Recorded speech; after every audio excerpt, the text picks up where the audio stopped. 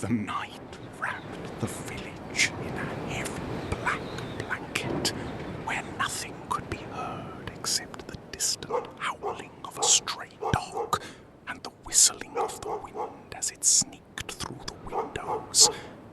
Jan sat in the living room, his glass half full, his eyes bloodshot from the effects of alcohol and staying up late.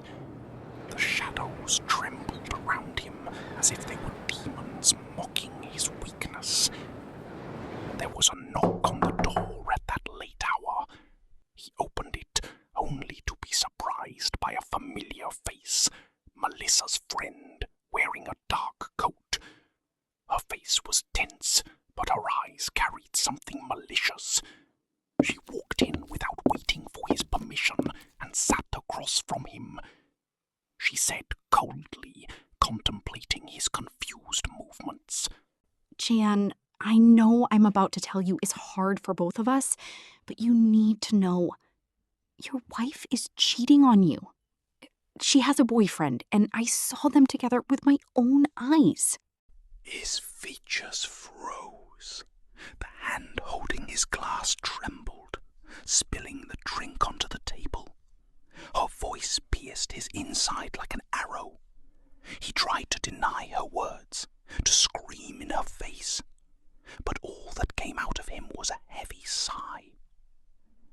The words escalated between them like fire. What are you talking about? This is not right. How you dare? How you can talk like that about your friend? You are blind, Jan.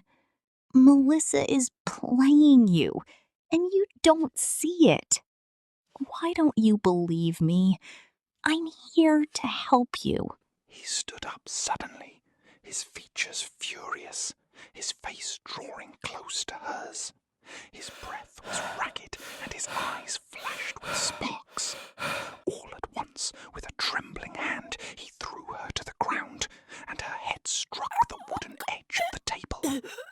A dry thud echoed through the place, followed by a deadly silence. Jan gasped and leaned toward her, but the body was still, and blood was slowly seeping from her head. His eyes grew frantic, and his entire body shook. In a moment of hysterical despair, he reached for her neck, pulled off her blood-stained necklace, and went to Melissa's room, where he opened the wardrobe and threw it inside. Then, carrying the corpse with a weight that nearly broke his back, he placed it in his car and drove fast toward the forest. He dumped the body there, panting, as if the trees were bearing witness against him. He returned home exhausted, drenched in sweat and fear. He turned off all the lights and sat in the darkness. Melissa opened the door quietly, her hands carrying a small bag from the market. She paused for a moment at the threshold, sensing that something was unusual. The house was plunged into pitch darkness. Even the curtains were drawn, contrary to habit. Jean, why are you sitting here in the dark? She turned on the light, revealing Jean sitting in a chair, his back hunched and his eyes fixed on the floor. Nothing. I was just thinking. She approached him cautiously, placed the bag on the table, and sat across from him. Did my friend come here while I was gone? No, I haven't seen her. But Melissa's heart did not believe him. She knew his voice had trembled in that moment, and his eyes had not been steady.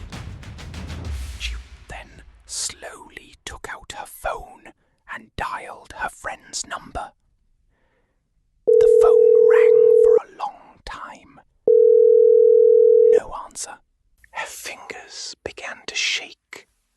She looked up at him and said sharply, You know, sometimes I feel like you're hiding something from me. Something dangerous.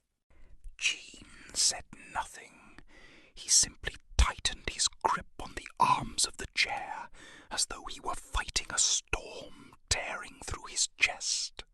At that moment, suspicion planted itself in Melissa's heart like a knife, and it would continue to grow until it tore everything between them apart.